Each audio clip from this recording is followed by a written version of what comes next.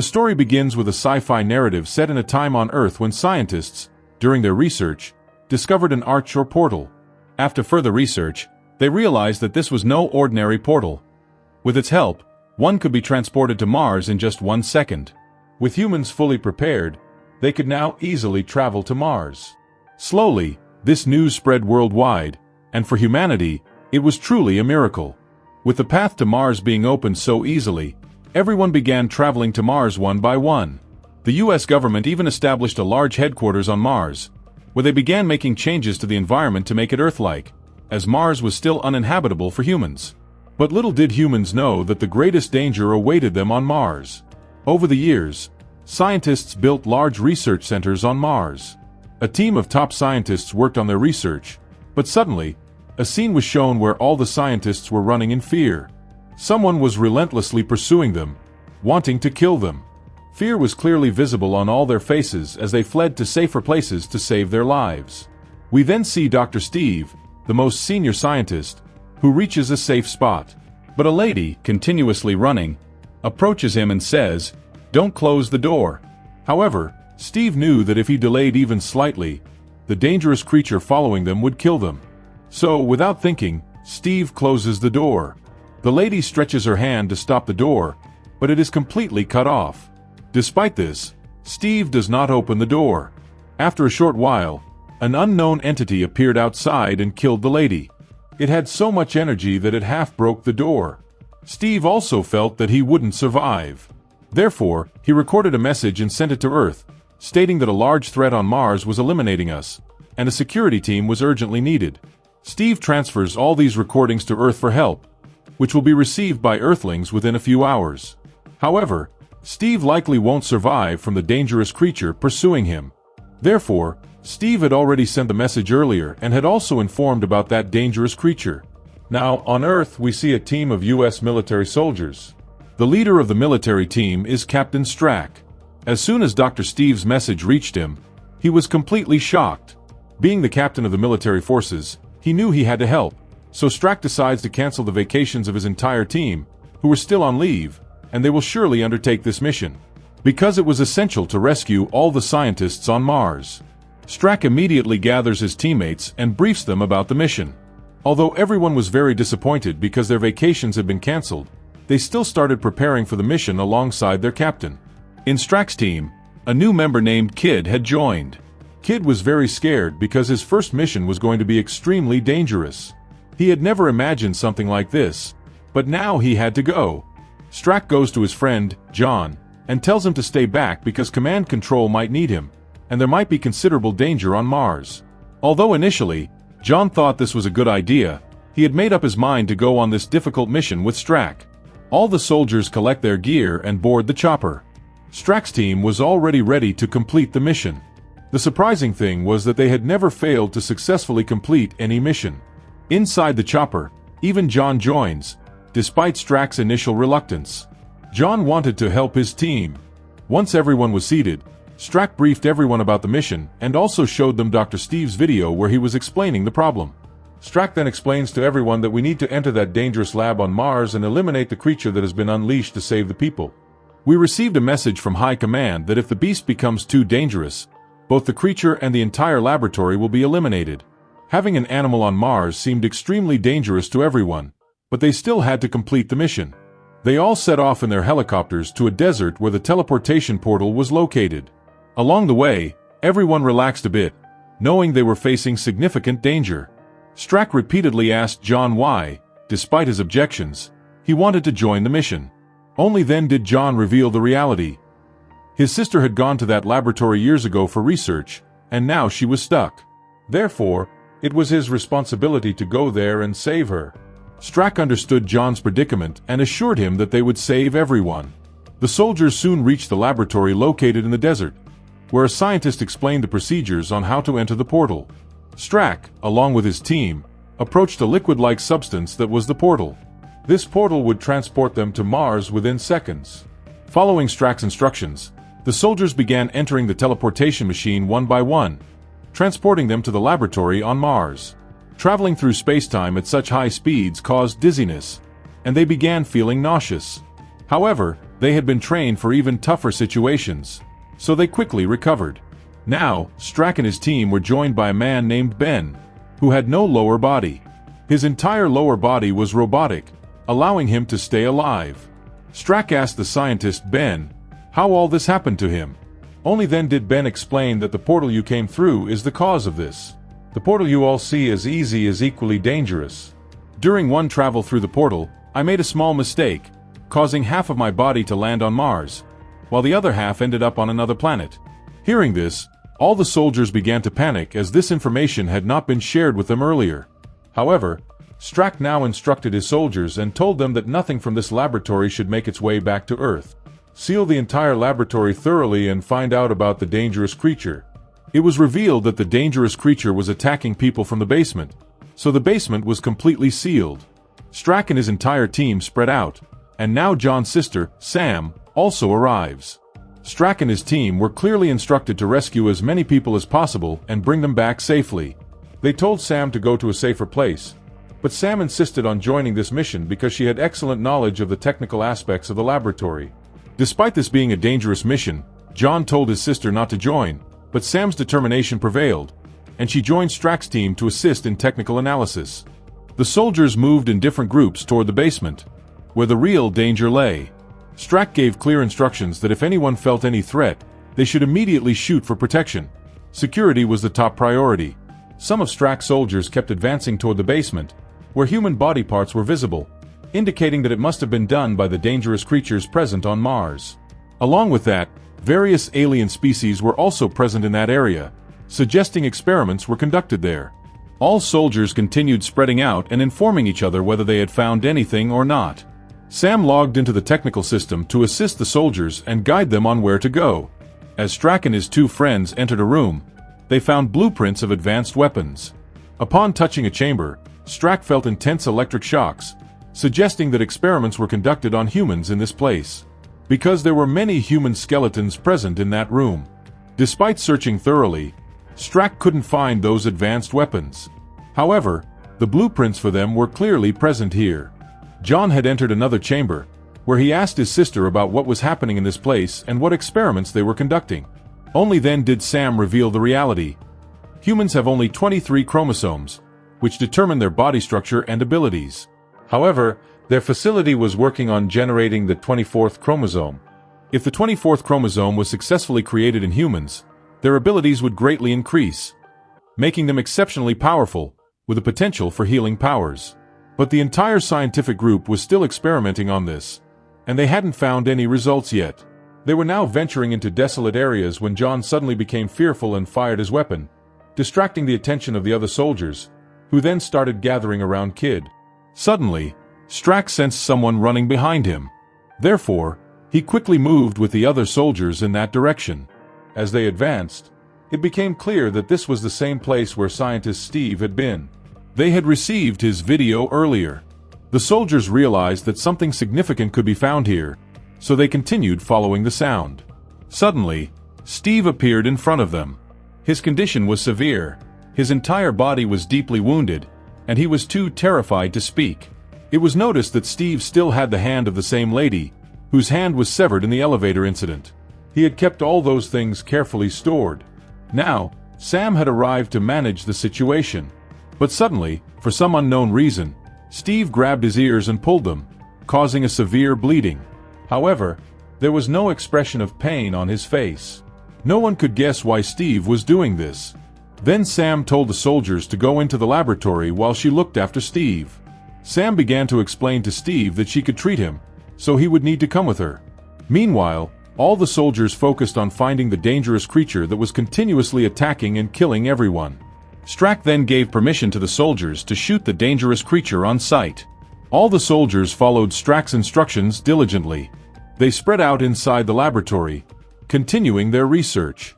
However, Kid arrived at a location where he became extremely frightened. Alongside Kid, another team member named Postman was present. Seeing how terrified Kid was, Postman offered him a powerful sedative that would completely calm his fears. Without thinking, Kid consumed the drug, and the two of them continued advancing. A short distance away, they spotted a lady standing there. They approached her for help, But suddenly, the lady attacked them. Kid and Postman quickly raised their guns and shot her, firing multiple rounds. The lady exhibited very strange behavior and instantly died. Strack, Sam, and the rest of their team carried the scientist Steve into the laboratory. Inside, they had constructed a nanowall for protection. This nanowall was transparent but turned solid when a button was pressed, preventing anyone from entering the laboratory without permission. However, when the injured Steve was placed on a stretcher, he began screaming loudly. He insisted that they kill him quickly because the danger was inside him. The reason behind Steve's actions was unclear, but Strack understood that much bigger problems lay ahead. Meanwhile, John was investigating another laboratory when he came across an archaeologist eating a dead rat. The archaeologist's face had deteriorated terribly, as though he had become a zombie. As soon as the archaeologist saw John, he lunged at him. However, John had clear rights to protect himself and shoot anyone threatening him. Immediately, Strack fires at the dangerous creature emerging from the water, killing it swiftly. However, the soldier's condition worsens rapidly, and Strack and the team realize they must act fast. They pull the injured soldier out of the water, but it becomes evident that the creature had inflicted serious damage. Meanwhile, inside the laboratory, the unsettling findings continue. Scientists, including Steve, are behaving erratically, and strange experiments are being conducted. Strack and his team decide to gather more information about the origin of these creatures. They begin systematically searching the laboratory for clues. In the process, they discover a hidden lab deep within the facility, a place that has been abandoned and locked for years. As they explore, they find ancient journals and research notes hinting at dark experiments involving genetic manipulation and hybrid creatures. These records describe experiments intended to merge human DNA with alien strains to create superhuman abilities, which led to disastrous results. In one room, Strack and his team come across a chilling discovery: a tank filled with a mixture of human and alien DNA, where half-formed creatures float in the grotesque mixture. These creatures seem to have a will of their own, and as they approach, the creatures react violently, forcing Strack's team to defend themselves. Strack realizes that the lab's experiments went beyond what anyone could have imagined, pushing the boundaries of science to the point of monstrosity. They understand that to stop this nightmare, they must destroy everything, every experiment, every hybrid, and every trace of the lab's dark legacy. In the sudden darkness, panic sets in among the soldiers and Strack. Sensing danger, they quickly gather near the main control area of the lab. Strack's team becomes more alert, their weapons drawn, ready to face whatever is lurking in the shadows. Sensing something close by, they hear faint, distorted voices echoing through the facility, amplifying their fear. Meanwhile, SM continues her research on the creature's DNA, but the interruptions make it difficult to focus. As she carefully examines the intricate data, she begins to realize that the hybrid creatures are evolving at an alarming rate. The fusion of human and alien DNA seems to be accelerating, creating entities that are smarter, faster, and more dangerous. Suddenly, the creature from earlier reappears, this time targeting Strack and his team in a narrow hallway. The creature's attacks are relentless, and the team finds themselves in a desperate battle for survival. Strack, using a makeshift flamethrower, manages to repel the creature, temporarily halting its advances. In the midst of chaos, SM is forced to barricade herself in a nearby room, while Strack's team fights to secure a safer path. They come across more grotesque discoveries: half-formed creatures writhing in tanks filled with hybrid DNA. The horror intensifies as they realize that the very essence of humanity is being twisted beyond recognition. Back in the control room, Strack coordinates a strategy to shut down the facility completely. The fear of the hybrid creatures spreading beyond the lab grows, and the only solution seems to be containment and complete destruction of the lab's infrastructure. However, SM's research offers hope. She believes there might be a way to reverse the process by isolating the alien DNA strains before they fully merge with human genetics. As the team fights to control the situation, they know that time is running out. The creatures continue to mutate rapidly, and the threat to Earth looms larger with every passing second. The creature, now frenzied and enraged, continues to attack the glass chamber, its claws and teeth scraping against the surface, but unable to breach it. Inside, SM and the soldiers stay as still as possible, their breaths shallow, waiting for the creature to lose interest. Meanwhile, Strack and John work swiftly, evacuating the remaining scientists and soldiers who are still unaffected by the virus. The facility is in complete chaos, and the infected creatures are becoming increasingly aggressive. Shrek's team is systematically destroying any remaining research materials to prevent the spread of the virus to Earth. Back in the glass chamber, SM uses her medical expertise to analyze the infected soldier's condition. She realizes the virus is not just transforming bodies, but also altering minds, stripping away any semblance of humanity. She frantically searches for a cure, but time is running out. The creature outside grows more feral, its pounding against the glass intensifying with each passing second. Suddenly, John radios in, urging SM and the soldier to make a move. The glass, though sturdy, may not hold up forever. With a final push, SM manages to create a temporary antidote using the limited resources available. Injecting it into the soldier's body, they watch as the effects start to reverse. Slowly but surely, his condition stabilizes, and the creature's influence begins to recede. Outside the chamber, Shrek and his team engage in a brutal confrontation with the infected creatures. Their only goal, to completely eliminate the virus from the facility. They succeed, but not without losses.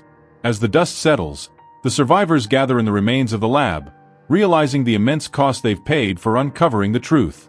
SM's antidote, though temporary, buys them some time, but the memory of the horrors they faced remains etched in their minds. With the facility sealed and the virus contained, the question lingers: what will happen when they return to Earth?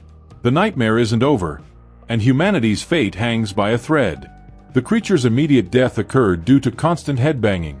However, things worsened when several creatures brutally attacked Shrek's teammates, quickly reducing his soldiers.